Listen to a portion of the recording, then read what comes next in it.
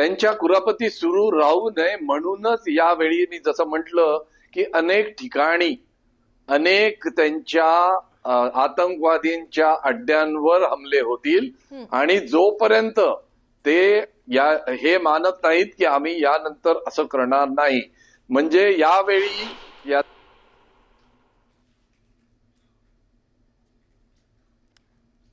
बरं, चाफेकर सरांसोबत आपण आपला संवाद प्रस्थापित करूच या. मात्र अतिशय मोठे अपडेट्स आपण पाहतोय. भारतानं पहलगाम हल्ल्याचा बदला घेतलेला आहे. पाकिस्तानला अद्दल घडवलेली आहे. 9 अड्डे दहशतवाद्यांचे उद्ध्वस्त करण्यात आलेले आहेत. भारतानं ऑपरेशन सिंदूर राबवलेलं आहे आणि ते यशस्वीरित्या पार पडलेलं आहे. सगळ्यात महत्त्वाचं म्हणजे प्राजक्ता, काल दिवसभर मॉक ड्रिल राबवणार असं सगळीकडे होतं, बातम्यांमध्ये होतं. आपण सुद्धा बातम्यांच्या माध्यमातून सांगत होतो की उद्या मॉक ड्रिल असणार आहे आणि तसूवरही कल्पना नव्हती की असं काही सामान्य नागरिक मॉक ड्रिल साठी रेडी होते. मात्र आता सकाळी सकाळी उठल्यावर त्यांनी हा पूर्ण हल्ला पाहिला आणि भारत माता की जय असंच म्हणायला लागलेले आहेत. नक्कीच. दरम्यान नागरिकांनी काय प्रतिक्रिया दिलेल्या आहेत आपण त्या देखील आता पाहूयात.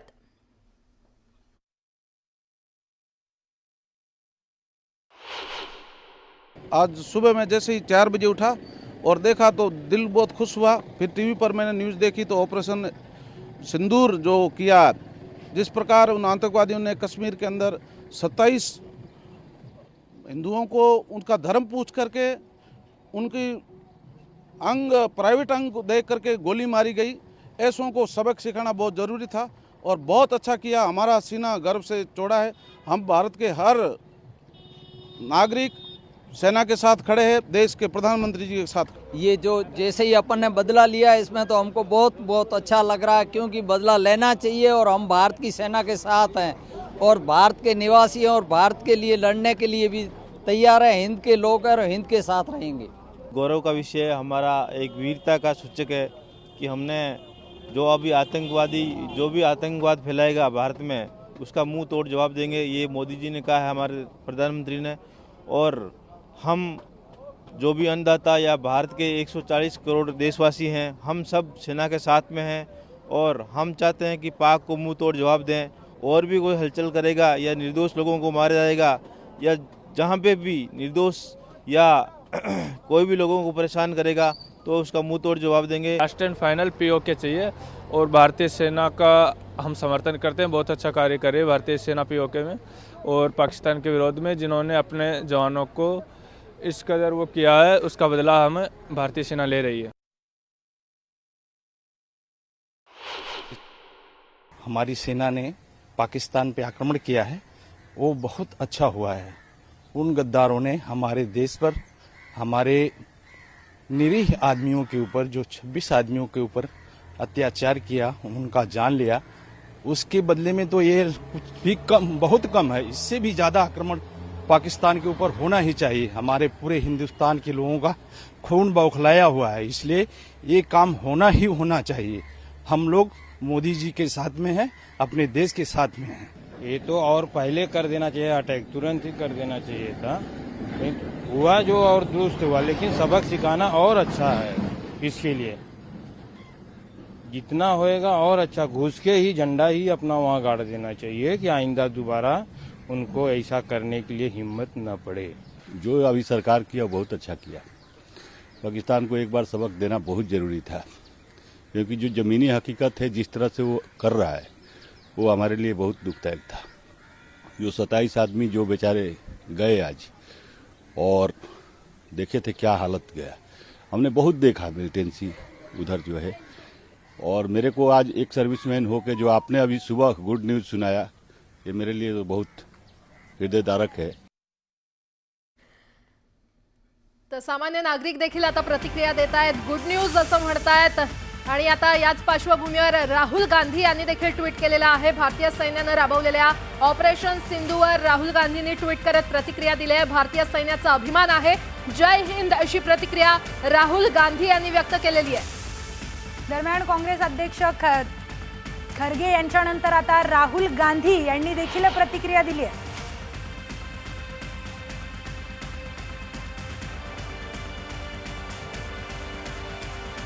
तर तर पुन्हा एकदा चाफेकर सर आपल्यासोबत जोडले गेलेले आहेत. आपण त्यांच्याशी संवाद साधूया. चाफेकर सर, खरं तर 9 तळं भारतानं ही उद्ध्वस्त केलेली आहेत दहशतवाद्यांची. यापुढे आता पाककडून खरं तर पाकिस्तानला ही कल्पना होतीच की भारताकडून अशा प्रकारे कारवाई केली जाईल किंवा अशा प्रकारे हल्ला केला जाईल. मात्र पाकिस्तान आता यापुढे त्यांची भूमिका काय असेल, कशा प्रकारे ते उत्तर देतील? पाकिस्तान हे प्रत्युत्तर देईलच, पण त्याचं प्रमाण आणि जी कारवाई ते करतील ते अगदीच क्षुल्लक असं असेल असं मला वाटतं. कारण जर सध्या तुम्ही पाकिस्तानमध्ये स्थिती पाहिली तर 2-3 गोष्टींचे फार महत्व आहे. नंबर 1 म्हणजे पाकिस्तानची आर्थिक परिस्थिती अतिशय वाईट आहे.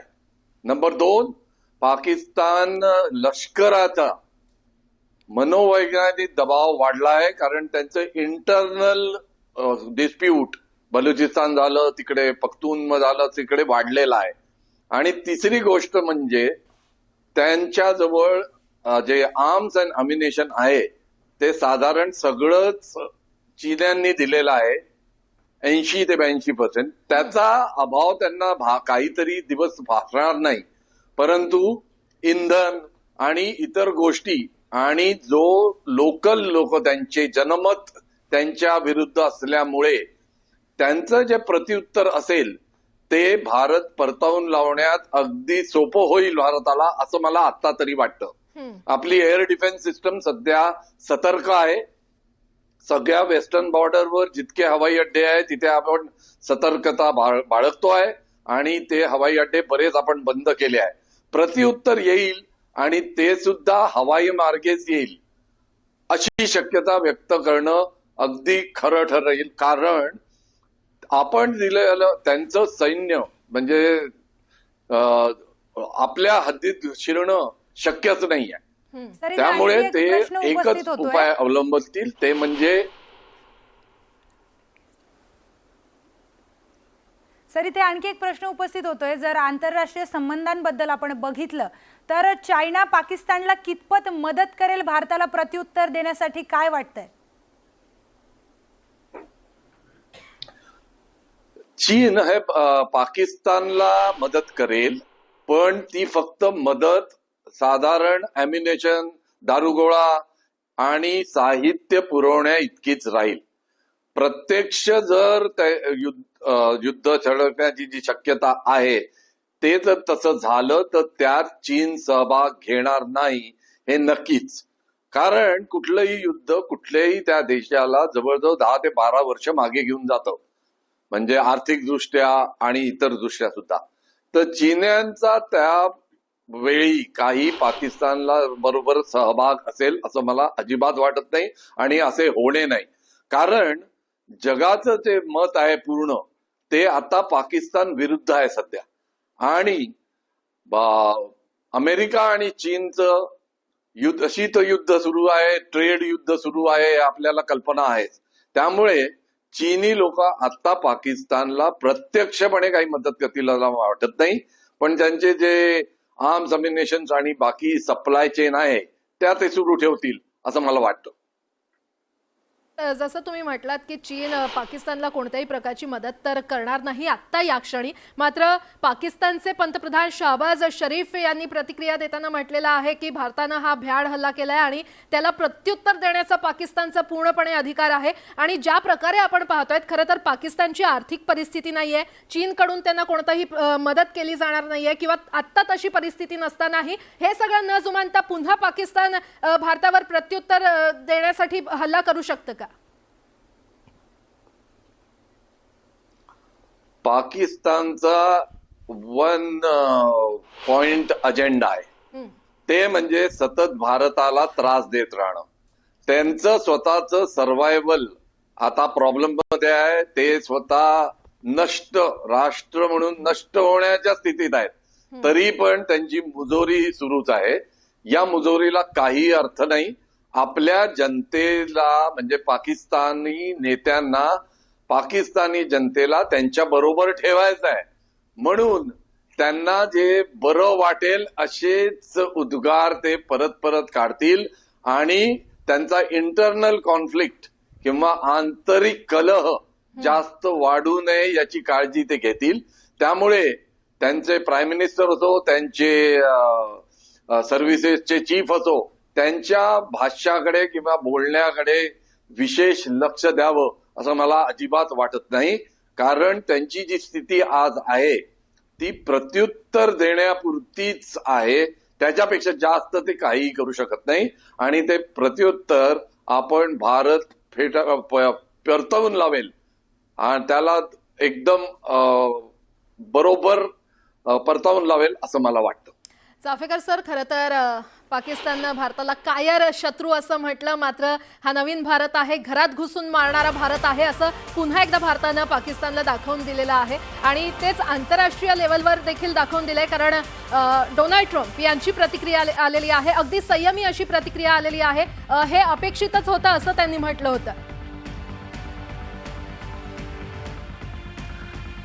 कायर राष्ट्र भारतासारख्या अतिशय शांतता प्रिय देशाला कायर म्हणतं, याच्यापेक्षा हास्यास्पद काय असू शकतं.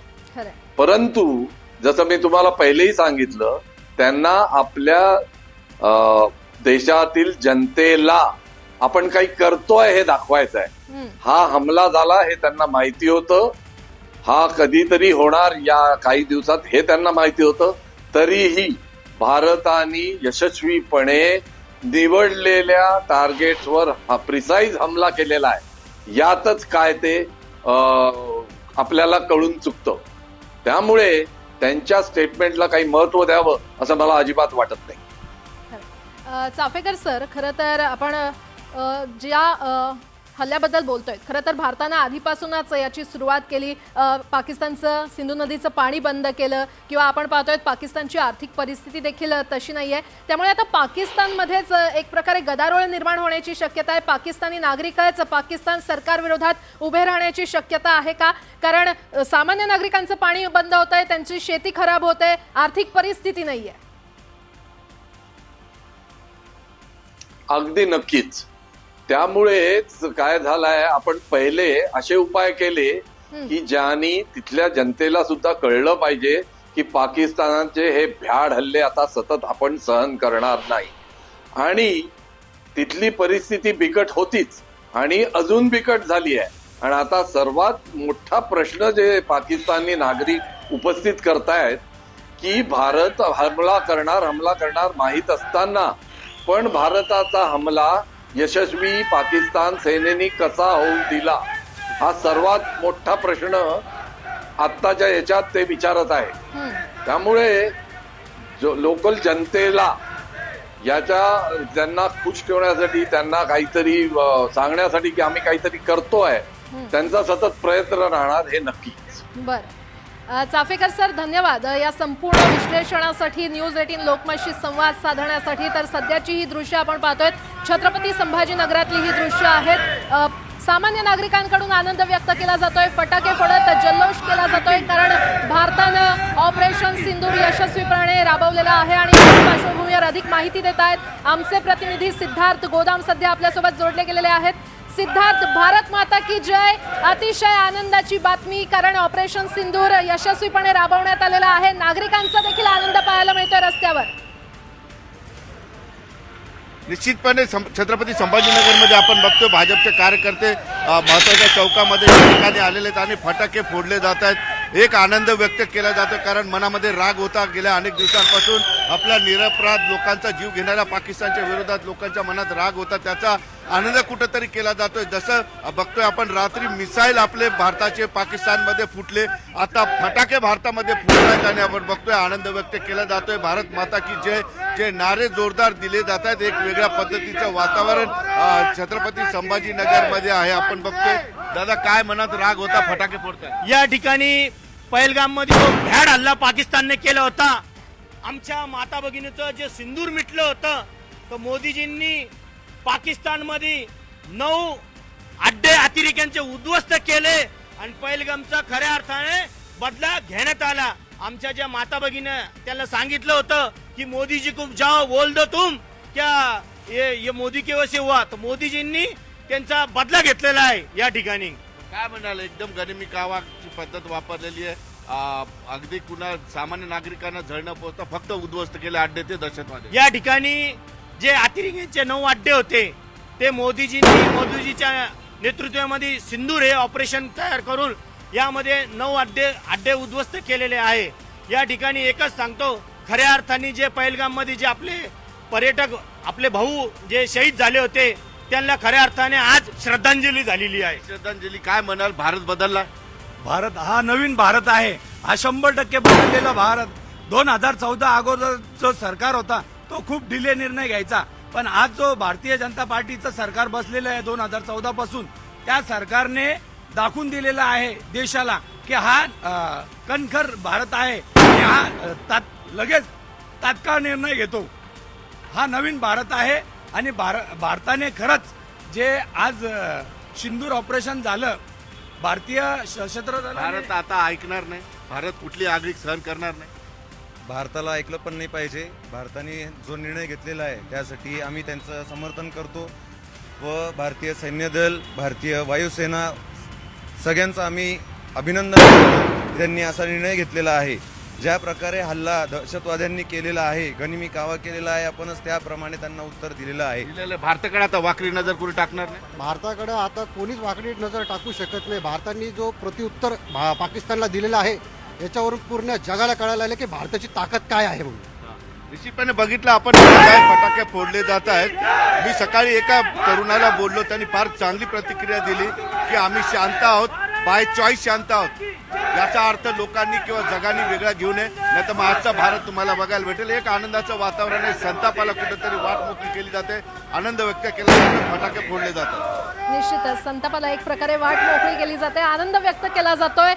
धन्यवाद सिद्धार्थ. या संपूर्ण आढाव्यासाठी आपण पाहतोय कशा प्रकारे सामान्य नागरिक रस्त्यावर उतरलेले आहेत, ठिकठिकाणी फटाके फोडत आनंद व्यक्त केला जातोय, कारण भारतानं ऑपरेशन सिंदूर यशस्वीपणे राबवलेला आहे. ऑपरेशन सिंदूर असं भावनिक नाव खरं तर या ऑपरेशनला देण्यात आलं, कारण 26 निष्पाप लोकांचा बळी या दहशतवाद्यांनी घेतला होता. भ्याड हल्ला पहलगामवर केला होता आणि त्याचंच चोख प्रत्युत्तर भारतानं आता या दहशतवाद्यांना पाकला दिलेला आहे. सडेतोड उत्तर भारताकडून देण्यात आलं. वेगवेगळ्या भागातील लोकांच्या प्रतिक्रिया आपण पाहतोय प्राजक्ता. छत्रपती संभाजीनगरमधील लोकांनी तर फटाके फोडून आपला आनंद व्यक्त केलाय आणि आम्ही शांत आहोत याचा अर्थ तुम्ही असा घेऊ नका की आम्ही हारलोय किंवा आम्ही घाबरलोय. आम्ही उत्तर देणार. आम्ही नवीन भारत आहे आणि हा भारत उत्तर देणार, घरात घुसून मारणार, अशा प्रतिक्रिया छत्रपती संभाजीनगरच्या लोकांनी दिल्या आहेत. छत्रपती संभाजीनगरमध्ये आज जल्लोष दिसून येतोय. त्याचबरोबर पुण्यात किंवा वेगवेगळ्या ठिकाणी नाशिकमध्ये सुद्धा आपण बघितलं अतिशय आनंदात लोक आहेत, कारण की भारत सरकारनं दाखवून दिलं पुन्हा एकदा की आम्ही दहशतवादाला थारा देणार नाही, दहशतवादाला आम्ही चोख प्रत्युत्तर देणार. सकाळी जेव्हा सगळे सामान्य नागरिक उठले असतील त्यांना संपूर्ण देशवासियांना ही गुड न्यूज मिळाली, कारण भारतानं सिंदूर ऑपरेशन सिंदूर हे यशस्वीपणे राबवलं आणि भारतानं खरं तर पाकिस्तानला हे चोख प्रत्युत्तर दिलं. दहशतवाद्यांचे 9 अड्डे भारताकडून उद्ध्वस्त करण्यात आलेले आहेत. भारत हा नवीन भारत आहे, कणखर भारत आहे, घरात घुसून मारणारा भारत आहे, असं पुन्हा एकदा खरं तर भारतीय लष्करानं दाखवून दिलेलं आहे आणि चोख प्रत्युत्तर या दहशतवाद्याला दिलेलं आहे. आणि सगळ्यात महत्त्वाचं म्हणजे पंतप्रधान स्वतः वॉर रूम मध्ये बसून या सगळ्याचं लाईव्ह मॉनिटरिंग करत होते. ऑपरेशन सिंदूर त्यांनी वॉर रूम मध्ये बसून स्वतः लाईव्ह मॉनिटरिंग केलंय आणि पंतप्रधान स्वतः त्या रूम मध्ये बसलेले होते. दरम्यान ऑपरेशन सिंदूर यशस्वी झालेलं आहे आणि दहशतवादाला आता चोख प्रत्युत्तर भारताने दिलंय. पुन्हा एकदा काही प्रतिक्रिया येत आहेत, आपण त्या देखील पाहूया.